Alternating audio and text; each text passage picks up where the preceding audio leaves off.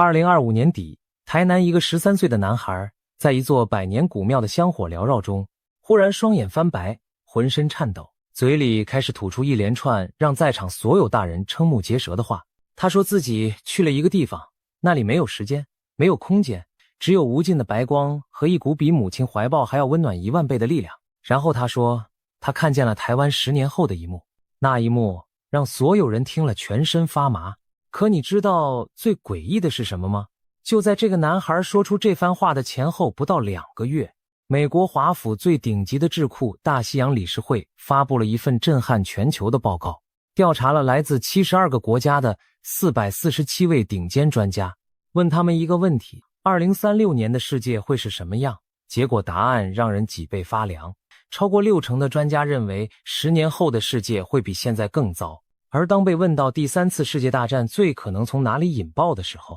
排名第1的答案竟然是台湾海峡。一个13岁的台南男孩和全球447位顶级战略专家，同时在2025年底到2026年初指向同一个恐怖的未来。这究竟是巧合，还是冥冥之中有某种力量在向我们示警？今天我们就来深入追查这个故事的每一层真相，请你一定要看到最后，因为最后那个男孩说的一句话可能会彻底改变你看待这一切的方式。首先，这个男孩是谁？为什么偏偏是台南？台南被称为台湾的府城，是全台湾宫庙密度最高的城市之一。光在台南市区，大大小小的庙宇就超过1500座。走在台南的老巷弄里，每走几步就能看到一座庙，香火鼎盛，锣鼓不绝。有人说，这里是整个台湾离神灵世界最近的地方。这里有供奉七娘妈的开龙宫，几百年来护佑孩童平安长大。台南人家的孩子出生后会带到庙里给七娘妈做契子，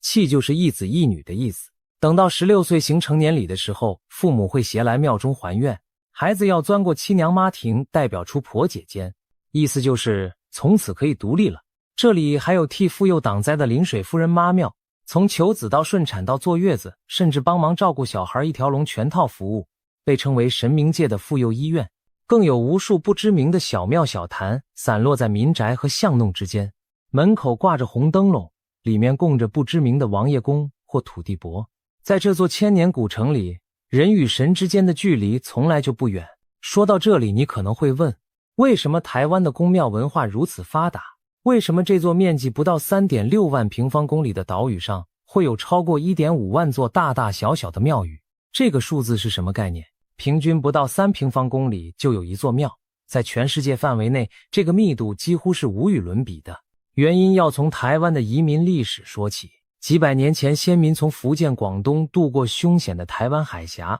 来到这座陌生的岛屿上。那时候没有现代医疗，没有天气预报，没有社会保障体系，疾病、台风、地震、瘟疫、原住民部落的冲突、海盗的侵扰，随便哪一个都可能要了人的命。在这种极端不确定的环境中，人们对超自然力量的依赖达到了极致。每一个聚落都会建庙来供奉他们从家乡带来的神明，祈求在这片蛮荒之地得到庇护。久而久之，台湾就形成了全世界密度最高的宫庙网络。而在这个网络中，乩童和通灵者扮演的角色就是人与神之间的翻译官，他们负责把神的意志传达给人，也负责把人的苦难转达给神。在这种深厚的灵性土壤中，儿童通灵现象的出现就不那么令人惊讶了。台湾人对于灵界的存在有一种骨子里的接纳，这不是迷信，而是一种延续了数百年的文化基因。在西方，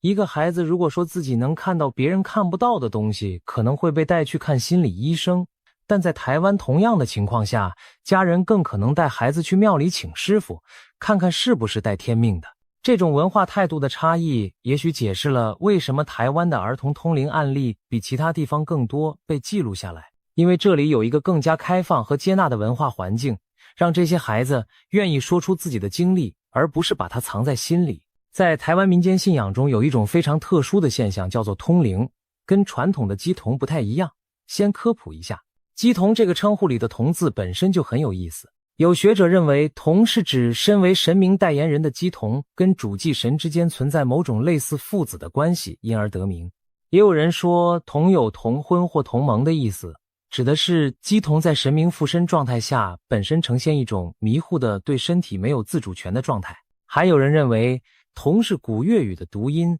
只能被神灵附体与神灵沟通的人。传统鸡童分成文鸡和武鸡，武鸡起家的时候行为比较剧烈，会操五宝剑血。五宝就是七星剑、鲨鱼剑、乐斧、铜棍、刺球，他们会用这些法器猛烈敲打自己的身体，让血流如注，以展示神威。有时甚至用长铜针贯穿脸颊，这叫做封口或锁口。文鸡就温和得多了，起驾之后大致以吟唱口述的方式帮信众解惑。但不管文鸡还是武鸡，都需要经过起鸡的过程，要焚香禀告神明，然后静坐吸香炉等等，走完整套程序，神明才能附身。然而通灵者完全不同，他们天生就能在完全清醒的状态下直接和另一个维度的存在对话，不需要任何仪式，也不会进入恍惚状态，更不用操五宝见血。他们就像一台永远开住的无线电接收器，随时可能接收到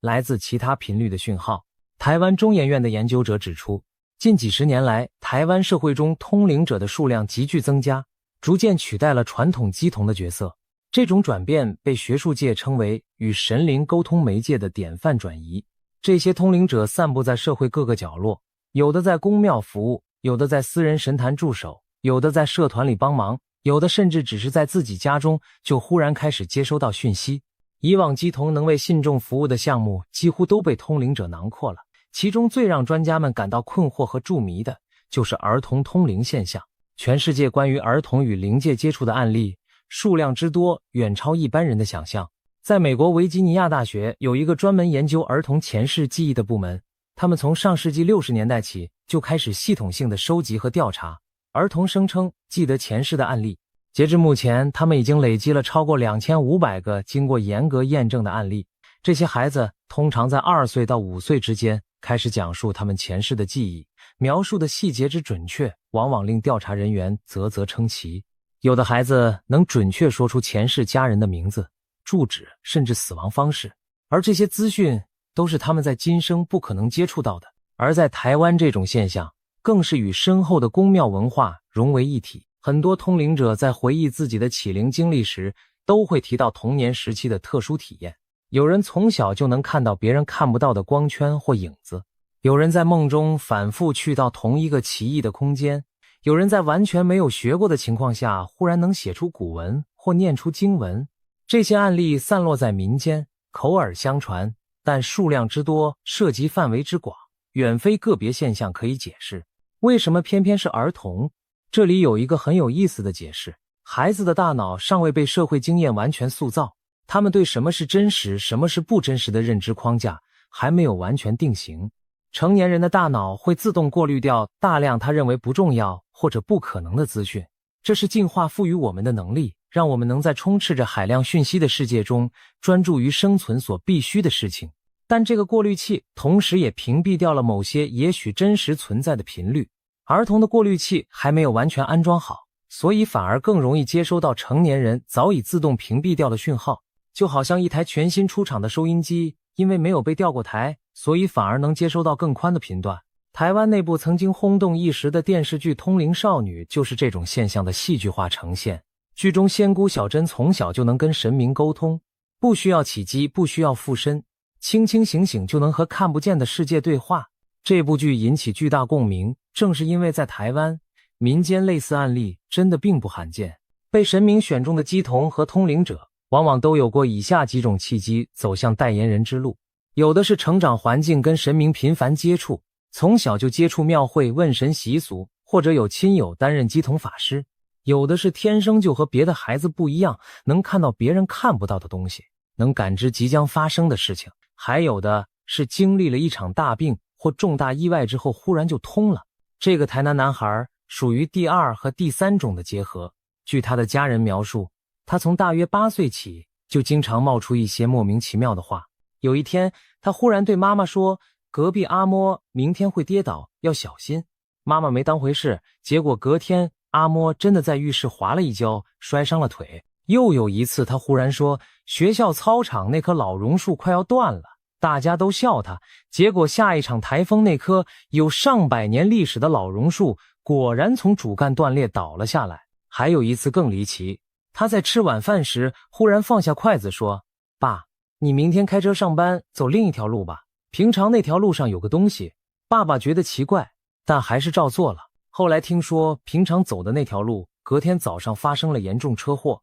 一辆砂石车在他平常经过的那个时间点冲进了对向车道。家人开始觉得不对劲，带他去看过医生，也带他去庙里问过。医生说孩子一切正常，脑部没有任何问题。庙里的师傅看了他一眼，说了句：这孩子天庭饱满，眼有灵光，可能是带天命的。什么是带天命？在台湾民间信仰中，就是天生被神明选中，将来要替神明做事的人。到他10岁那年，在一次高烧昏迷中发生了决定性的转变。他醒来后对妈妈说：妈，我刚才去了一个全部都是光的地方，有一个很高很大的人跟我说，我以后会看到很多事情。妈妈吓坏了，带他去大医院做了全套检查，一切正常，高烧退了，脑部也没有异常。但从那之后，这个男孩开始断断续续看到一些画面，大部分是零碎的、模糊的，像梦一样，转瞬即逝。他也说不清楚自己看到什么。但2025年底，在那座古庙里发生的那一次完全不同。用他自己的话说，不是看到片段了，而是被整个人拉进去了，好像从一个世界掉进了另一个世界。他说那里的一切比我们这个世界还要真实10000倍。据在场的庙方人员和家人转述，男孩从恍惚中醒来后，整个人的气质都变了。他用完全不像13岁孩子的沉稳语气，缓缓说出了以下这些话：台湾的天空会变得很红，海峡上面全是铁做的大船，到处都是火，但最后火会自己熄灭。岛上的人会分成2群，吵得很凶很凶，比现在还要凶100倍，但最后会有一个穿白衣服的人出来，大家就不吵了。10年以后，台湾还在，但是已经变成一个完全不一样的地方。说完这些话，男孩忽然像泄了气一样瘫倒在椅子上，眼睛闭了好一会儿才慢慢睁开。睁开眼后，他看着妈妈问了句：我刚刚怎么了？他对自己刚才说了什么完全没有记忆。这在通灵现象中被称为无意识传讯，讯息通过通灵者的口传递出来，但通灵者本人对此毫无察觉，就像只是被借用了一下声带而已。这段话里至少有4个关键意象：红色天空、海峡上的铁船、岛上分裂、穿白衣者出现。我们一个一个来拆解，你会发现每一个意象背后都有极其惊人的现实对应。第一个意象，红色天空。在濒死经验研究领域，美国心理学家肯尼斯·林恩教授早在1982年就发现了一个惊人的现象。他调查了大量深度濒死体验者，发现其中一小部分人在灵魂离体期间会被允许看到地球未来的景象。林恩教授把这种现象命名为预言性意象。他统计了数百个案例后，发现这些意象有5个反复出现的共同元素：地质灾变、气象异常、经济崩溃、大国战争以及最终的和平新纪元。而红色天空这个意象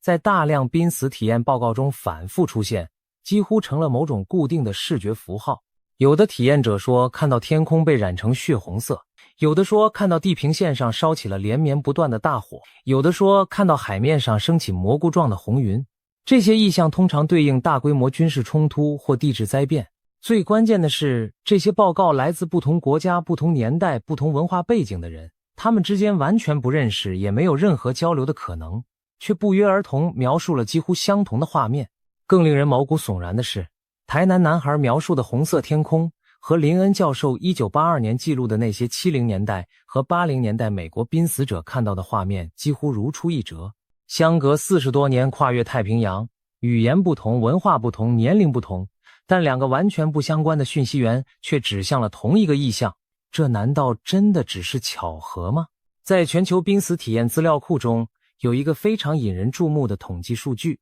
在那些报告了预言性意象的体验者中，大约2/3的人在返回后表示自己看到的画面有一个清晰的时间框架，而且这些时间框架有很高的集中度，指向21世纪的前半段。更值得注意的是，这些人分散在不同的国家，接受调查的时间也跨越了几十年，但他们描述的未来场景呈现出令人不安的相似性：战争冲突、天灾频发、旧秩序崩溃，然后是一个崭新的和平时代。研究濒死体验的专家们将这些预言性意象分为2大类，第一类是个人性的，体验者看到的是自己个人的未来；第二类是全球性的体验者，看到的是整个地球或整个人类文明的未来。第二类远比第一类罕见，但一旦出现就更加震撼，因为这些看到全球未来的体验者通常不是什么先知或修行者，而只是普通人、工人、农民、学生、家庭主妇。他们在生命的边缘被短暂地带到了一个超越凡俗的视角，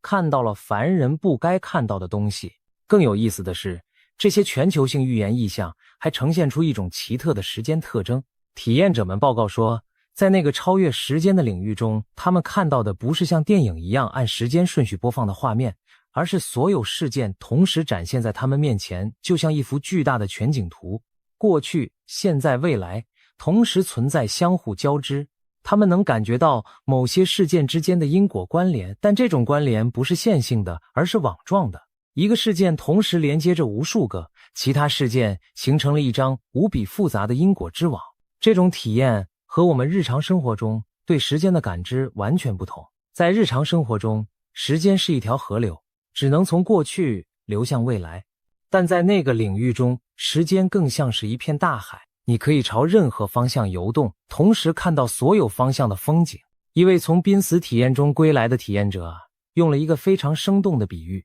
他说，我们平常活在时间里，就像蚂蚁爬在一根绳子上，只能看到前面和后面。但在那个地方，我忽然从绳子上飞了起来，从高处俯瞰整根绳子，我同时看到了绳子的起点和终点，以及中间所有的弯弯曲曲。那种感觉无法用语言描述。日本漫画家龙树亮的故事也很值得一提。他曾在1999年出版的漫画《我所看见的未来》中，记载了自己做过的15个预知梦，至今已经有13个得到了应验。他说自己的预知梦和普通的梦完全不同，梦中的场景比现实还要清晰，比现实还要真实。而他在书中留下的最后一个尚未应验的预知梦，指向的就是一场规模巨大的灾难。虽然他的预知梦主要针对自然灾害，但其中那种超越时间的资讯传递机制和台南男孩的体验，以及濒死体验者的预言性意象，在本质上是相通的，都是人类意识在某种特殊状态下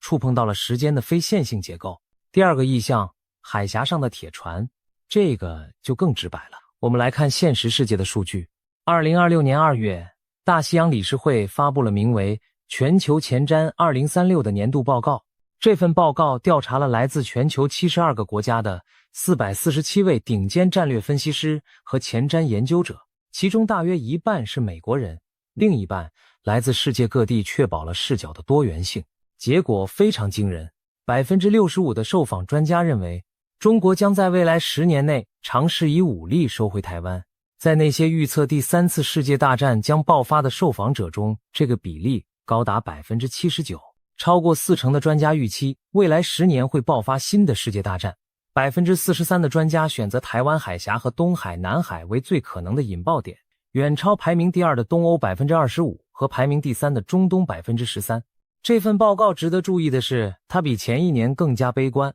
2024年的同类调查中认为，中国会武力攻台的专家比例是 50%， 到了2025年底就飙升到 65%。短短1年，数字跳升了15个百分点。全球战略分析专家群体正以前所未有的速度形成共识，台海冲突风险在急速升高。同期，美国外交关系委员会也发布了一份重磅报告，用了非常严肃的措辞。报告说，台湾是全世界最危险的引爆点，没有任何其他大国冲突的潜在来源能同时具备如此多的风险因素。报告进一步指出，未来的台海冲突不太可能停留在区域范围内，它会把其他国家拉进来，在地理上扩展，在烈度上升级。而且 45% 的全球专家同时预测，如果世界大战爆发，这场战争将至少部分在太空中进行。 28% 认为大国战争是未来10年全球繁荣的最大单一威胁。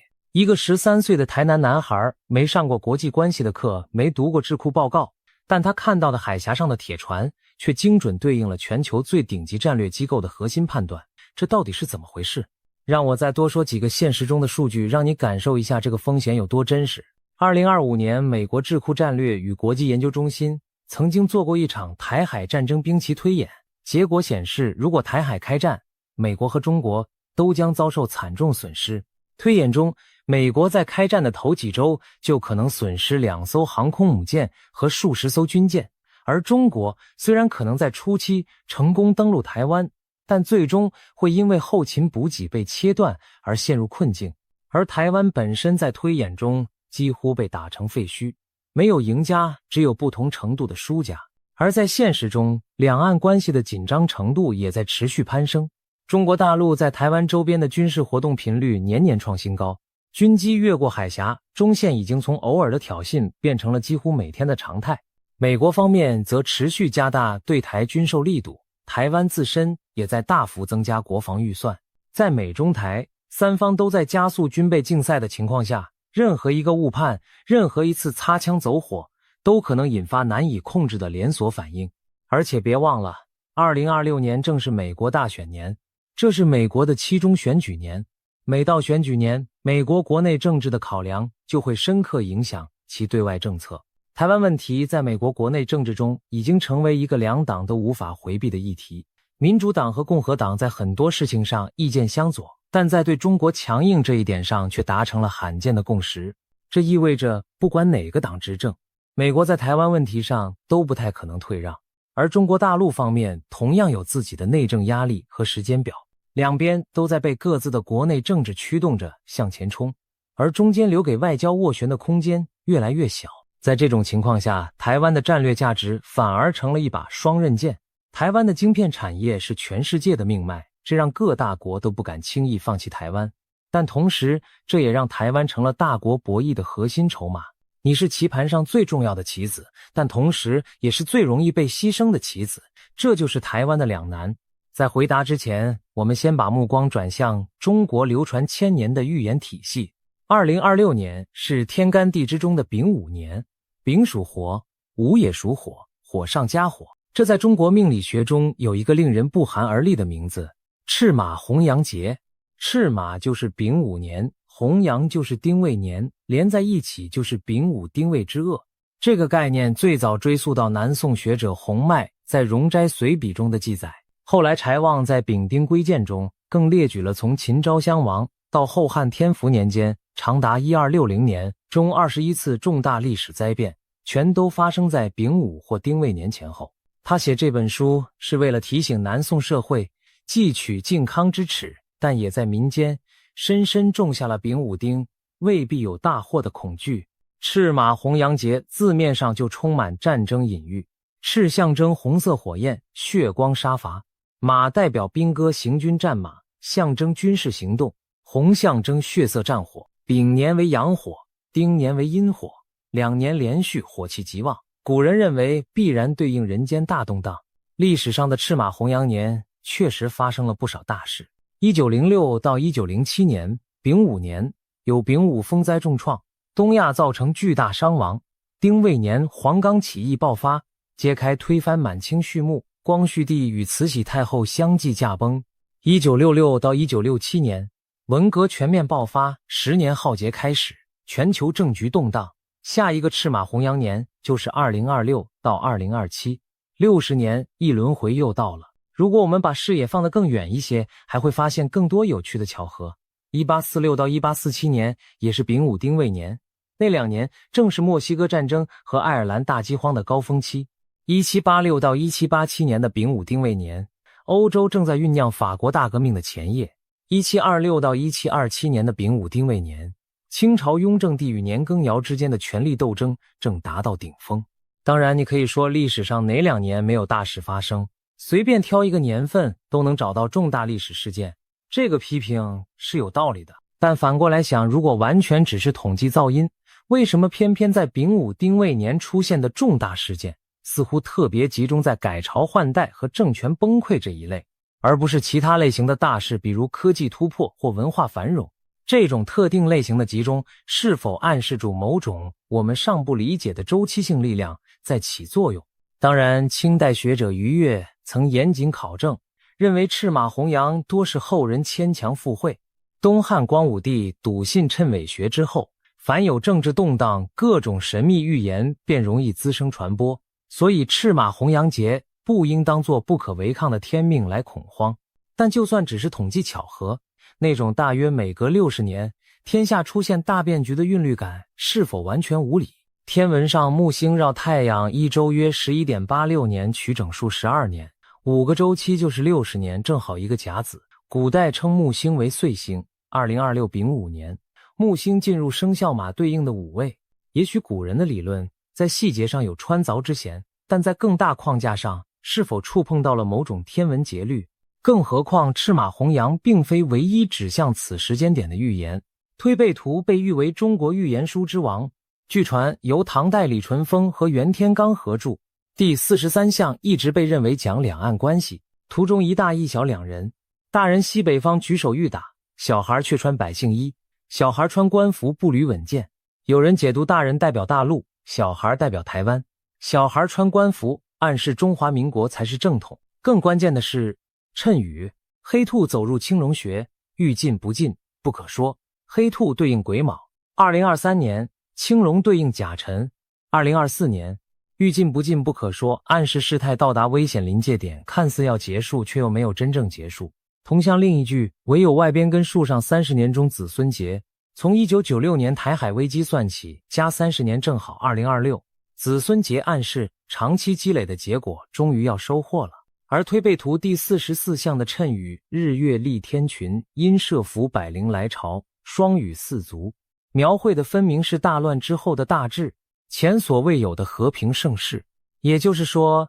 按推背图的逻辑，黑暗和冲突是暂时的，光明和和平才是最终走向。这和台南男孩说的火最后会自己熄灭，以及穿白衣者出现，大家就不吵了，惊人相似。法国诺查丹马斯的预言诗中也罕见出现了歌颂和平与希望的篇章。黄檗禅师诗的刚到金蛇运矣中，金蛇年对应2061年，暗示旧政权终结。刘伯温旧节碑文观过天翻龙蛇年，龙蛇对应2024和2025闯过去，就是劫后余生新气象。从东方到西方，从唐朝到法国文艺复兴，不同时代不同文明的预言系统竟都指向同一个时间窗口，而一个台南男孩又从完全不同途径触碰到相同结论。这里我们可以稍微做一个总结，如果把古今中外这些预言和分析按照时间线排列起来，你会看到一个惊人的图景。推背图成书于唐朝距今超过1300年，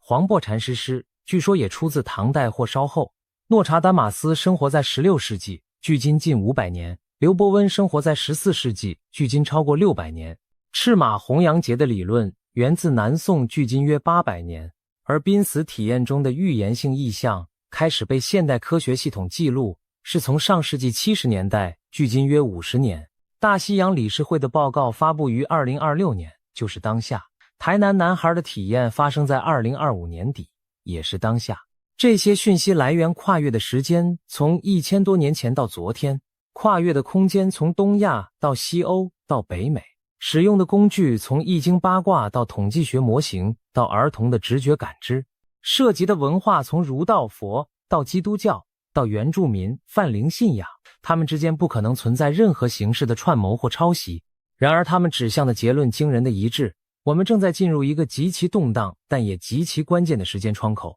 而这个窗口的中心就在台湾海峡。回到男孩的第3个意象，岛上分裂。他说台湾人会分成2群，吵得比现在凶100倍。这不需要通灵就能看到它正在发生且在加速。但为什么未来更凶？大西洋理事会的报告给了答案。仅 7% 的受访专家认为10年后美国还能维持单极霸权，90%的专家认为世界将走向2极或多极格局， 58% 认为到2036中国将超越美国，成为全球最大经济体。在科技领域， 47% 预测美国领先， 44% 预测中国赶超，几乎持平。在外交影响力方面， 38% 看好美国， 33% 看好中国，也很接近。美国70多年建立的全球主导地位正在动摇，而中国综合国力快速接近，夹在2个巨人间的台湾承受压力将是今天的数倍。 44% 的专家认为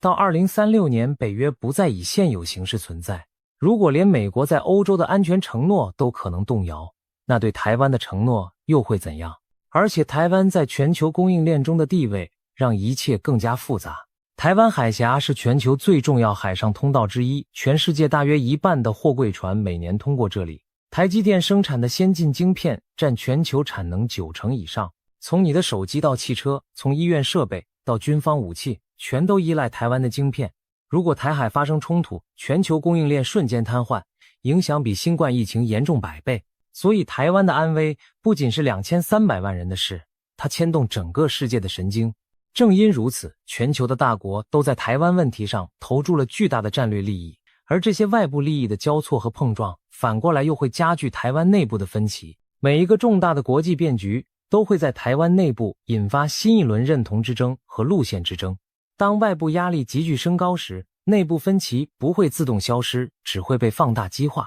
男孩看到的岛上分裂不是幻觉，而是一个基于现实趋势的合理推演。你可能会问，为什么是分成2群，而不是3群、4群？在政治学中有一个经典理论叫做杜瓦杰法则，它指出，在单一选区相对多数制的选举制度下，政党体系倾向于收敛为2党制。台湾的政治制度虽然不完全是2党制，但长期以来的蓝绿对立格局确实使得社会在重大议题上容易形成两极化的阵营，而这种两极化在面对国家存亡的议题时会变得尤其尖锐，因为在这个议题上没有中间地带，你要么认为应该靠拢大陆，要么认为应该坚守自主，灰色地带在极端压力下会被挤压到几乎不存在。事实上，如果你仔细观察台湾过去20年的社会变迁，就会发现认同分歧的加深不是一朝一夕的事，每一次选举都在加深这条裂痕。社交媒体的出现更是火上浇油，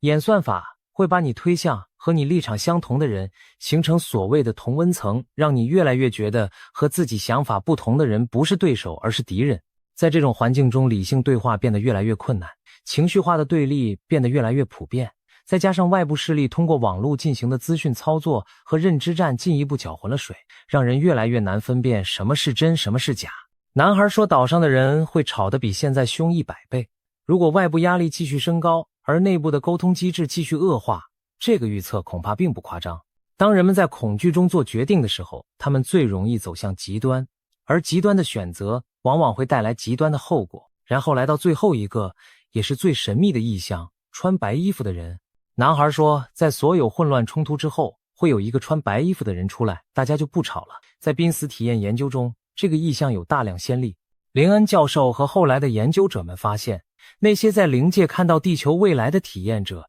几乎无一例外的在灾难场景之后，最终都看到和平新纪元的降临。有人描述为金光覆盖大地，有人描述为散发白光的存在出现在天地间，有人则说人们忽然觉醒，不再仇恨。研究者注意到一个极其重要的事情，多位体验者在灵界被明确告知，那些灾难意象不是命定的未来，而是可能的未来，他们是警告，不是不可更改的剧本。正如一位资深研究者所说，预知是一种警告，正因为可以被避免，所以才会被看到。如果未来完全无法改变，让人看到又有什么意义？所以穿白衣的人也许不是某个具体人物，他更可能是一种象征。当足够多的人选择了理性和平对话，而不是仇恨分裂对抗的时候，那个穿白衣的人就会出现。他不是从天上降下来的救世主，而是从所有人的集体觉醒中自然生长出来的一种新共识。说到这里，很多人会问，通灵和预见未来有没有科学依据？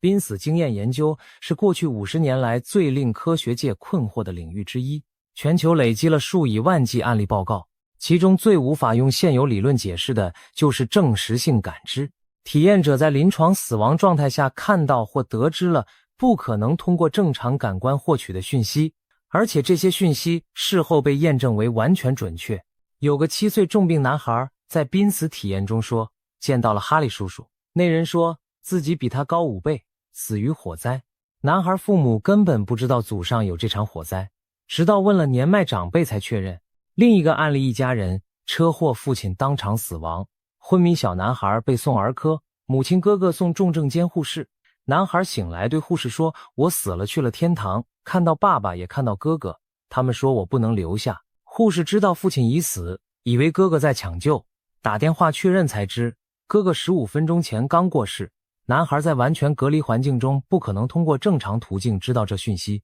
经历濒死体验的儿童回来后，常展现出远超年龄的成熟智慧。有人形容效果像送去6岁的孩子回来36岁的成人。而最罕见的预言性异象只出现在极深度濒死体验中，体验者被带去看地球未来。这些异象呈现惊人一致性：地质巨变、气象异常、经济崩溃、大国冲突，最后和平新纪元。有位体验者10岁时濒死，在超越时间的领域中看到自己25年后结婚场景，2个孩子在地板上玩耍，他清记得不是在看未来，而是在经历未来。一个10岁男孩不可能知道结婚是什么感觉，但那一刻他完整体验到了25年后这个场景真的发生了一模一样。主流神经科学倾向认为这是大脑缺氧时的化学幻觉，但如果只是随机幻觉，为什么不同国家文化年龄的体验者反复看到几乎相同的场景？为什么幻觉中的资讯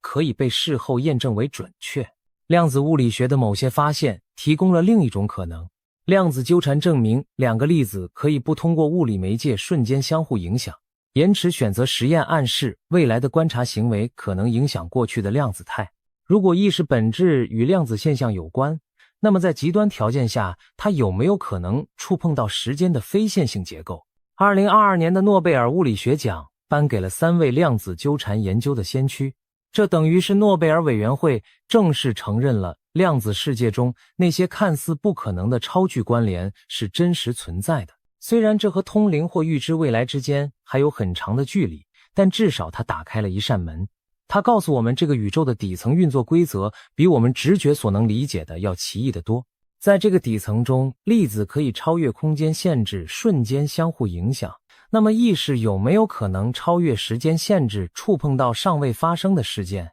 这个问题目前没有答案，但至少它不再是一个可以被直接否定的问题了。而且近年来有一个新兴的研究方向，叫做量子生物学。科学家们发现，量子效应不只存在于实验室的极端条件下，在生物体内也广泛存在。比如鸟类的导航能力被认为可能依赖于眼睛中的量子纠缠，植物的光合作用也被发现利用了量子隧穿效应来提高能量转换效率。如果量子效应在生物体内如此普遍，那么人类的大脑这个宇宙中已知最复杂的结构，有没有可能也在利用某种量子机制来处理资讯？有些前沿理论认为，大脑中的微管结构可能就是量子意识的物质基础。如果这是真的，那么意识超越时间限制的可能性就从科幻走向了科学的边缘。台湾原住民族的宇宙观也很有意思，他们认为世界分为6界，神界是创造神居所，上界是祖灵居所，人界是活人灵魂暂居之地，